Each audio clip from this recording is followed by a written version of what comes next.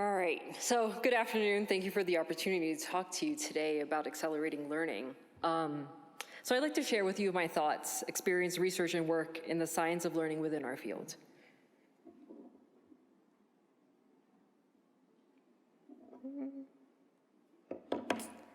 So I disclose that I'm co-founder of Firefly Lab, a surgical education platform dedicated to mapping out learning in surgery. I want to discuss the context and lens through which I view surgical learning and address the science behind it and the pathway forward. I'm a clinical informaticist focused on education informatics, workflow optimization, and data science. I'm trained in surgical education research, and I'm a practicing thoracic surgeon. And lastly, I'm an entrepreneur and an inventor. And I view building innovation that is of value to people outside of just academia as a necessary extension of applied scientific study. And bringing all of this into a higher context, who we are as surgeons. An estimated 234 million operations are performed a year worldwide. And surgical skill disparity accounts for 25% of variation in patient outcomes. Yet our scientific understanding of surgical skill and learning is arguably years, if not decades, behind our understanding in the treatment of the clinical diseases we dedicate our careers to. And as surgeons, we should control our education and our learning. So to the topic at hand, surgical learning and how do we accelerate it? First, we all recognize that surgeons are educators of ourselves, our patients, our teams, our trainees, whether it be in an academic environment or in a private practice group. Surgical practice knowledge evolves continually, and we're longer in our careers than in our training. The study of how we learn is a core aspect of who we are. But we recognize that there's a push and pull, there's a balance, there's a lot of time and energy needed in taking care of patients. There are the mechanistic demands of practicing surgery. So using technology and data science to make accessible the understanding of how we learn is essential. Oh, sorry.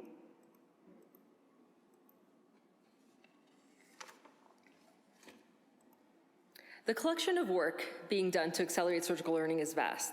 Academic groups and companies are addressing mobile-based feedback tools to enhance ease of use. Videos are being harnessed to provide human-directed feedback, and AI tools are burgeoning with computer vision. The confines of the OR are being taken down by the ability to share live video feeds to globalize participation in surgery and learning. My academic work in innovation focuses on the creation of an integrated surgical learning ecosystem, layered with targeted learning interventions and analytics for the surgeon.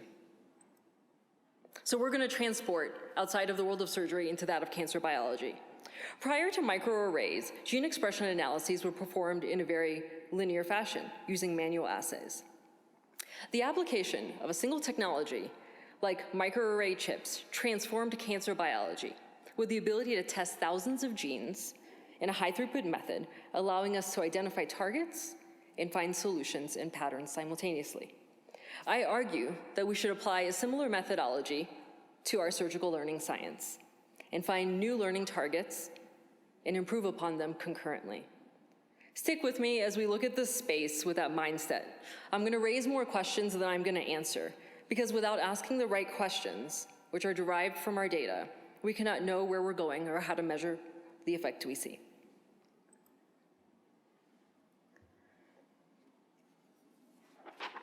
To build this ecosystem, there are two interconnected loops, a user loop and a system loop. We need data flow from two key sources for the user loop. The first is the silo data we all experience in the electronic health record. Our EHR systems have not been built to facilitate learning, they've been built for billing. So to get the information out of there, we as innovators have to build our interfaces. And the second key source is us, surgeons, as educators, learners, policymakers. In our roles, we hold the most valuable data, which is the knowingness of the technical complexity of an operation, regardless of what the case booking says. The variations in a way an operation can be executed, and the other nuanced details of how to gain skill.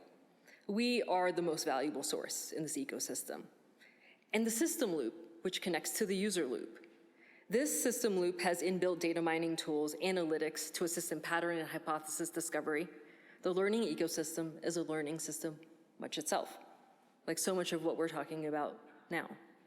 Through the connection of these two loops, we're able to build stronger training models, discover patterns in learning, study them scientifically, apply them back to the users, and continue to move forward. Having built and implemented this system, our foundational data bank in Firefly at this point has over 1 million operations, 1.2 million procedure descriptions, 1.6 million staff assignments, 200,000 resident case assignments, over 250,000 CPT codes that we have assisted residents in logging, and over 50,000 simulation tasks.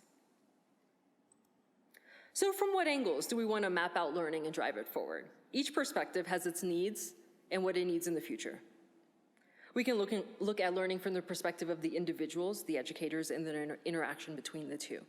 We can map learning from the viewpoint of an operation or an organ system. And geographically, we can identify learning patterns and successful teaching methods at the level of an institution, a region, and nationally. So I want to start at a high level, systems level patterns. This is our actual data. First, we need to identify how different our training environments are to get a baseline, to get a scope. Our genomic analysis of case mix index variation across training programs shows that there are clear patterns of similarity and dissimilarity. We know that the absolute case number is not 100% surrogate for skill, but it's a critical variable in obtaining and maintaining skill. Educational resources are limited, and we need to make efficient use of them in a well-matched training milieu. Analysis like this helps us know where to allocate that. With embedded evaluation tools in our learning ecosystem, we're identifying system-level patterns of the interplay between faculty assessment of a trainee and the individual resident through this gene expression-like array. For example, we're identifying patterns of hawk and dove grader biases among teaching faculty, and patterns related to implicit biases such as gender bias. These patterns represent those hard to capture but highly impactful shadow variables. We all know them. We've all been impacted by them. To fully map our learning process and to advance it, it's critical we identify and act on these. What about finding similar learner cohorts, groups that learn like the others do? It's imaginable, and our reality, that it's challenging to find cohorts if you're just going to look across geographic spans. But with this learning ecosystem that transcends the bounds of institutions, we're doing just that. And by applying the learning interventions, you can then measure the impact. Learner-teacher dyads. We all know about these learning experiences when you're a resident, and you operate with a surgeon, and when you come out of that case, you know more, you've learned more. That's a beneficial teacher-learner dyad. And as an attending, you know those cases when you're doing one with a resident, and you're so in sync that words are rarely needed, at least not about the operation. Identifying these pairings is helping us to know if dyads are forming intentionally or unintentionally, and the implications on learning. From the education standpoint, are some trainees actually learning more when they're in a beneficial learner-teacher dyad? And should that be turned into a mentorship model, and should we be applying that to struggling learners? We've been talking about patterns at the high level and using the ecosystem and inbuilt modeling for hypothesis discovery, but I want to share our granular micro-level work, learning curves. We often talk about the number of cases to overcome the learning curve of an operation, but learning curves are not linear, and the sheer number of cases is not enough to define a learning curve. Each curve has its slope, inflection points, and asymptote. There are learning curves for individuals, operations, and components of operations. Granular learning curves map the terrain of where we are as learners, and we use them to measure where we are if we're improving and where we're having skill decay. With our data set and ecosystem, we have created a deep and evolving set of these learning curves from over 6,000 operation evaluations. These curves are teaching us, as if through a microscope, for example, when we're hitting just that first inflection point, and then that second, and the asymptote. And is that asymptote actually really competency, and is there skill decay? And for a final layer of complexity, we need to bring in surgical process modeling. For those unfamiliar with surgical process modeling, it's the field of mapping out the pathways of surgical processes like an operation with the ability to overlay probabilities. It puts what we know specifically, like a carefully crafted decision tree, into a computable format. This is a surgical process map of a thoracoscopic wedge, possible completion, and lobe. As surgeons, we go into a case with a pretest probability that a nodule will be malignant or that you might have to convert to open. Inch down a level, and there's a core set of components for each aspect of an operation like the wedge, the thoracoscopic approach, the thoracotomy, and the end. Once you bring the learning curves in for each one of these components, we are now building a pretest probability of the ability to get to the endpoint of the operation, the final destination.